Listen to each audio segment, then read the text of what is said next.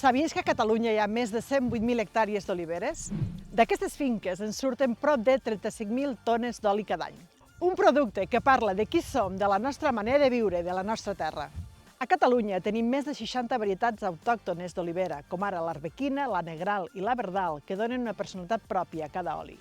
Avui som a les Garrigues, a un molí d'oli, per apropar-nos a la producció d'aquest gran producte de la gastronomia catalana. Avui us recomanem La meva olivera, de Hazar El Baya, publicat per Bellaterra Kids. Es tracta de la història d'una nana que creix entre oliveres i sempre ha sentit dir al seu padrí que les oliveres connecten a les persones, des d'aquell pagès que les planta fins a les famílies que consumeixen l'oli. Un dia la nana decideix plantar la seva pròpia olivera, però com que viu en zona de conflicte, aquesta és arrencada. I el seu padrí li diu que no pateixi, perquè en qualsevol moment en sortirà un brot, ja que les oliveres són símbol de fortalesa i resistència.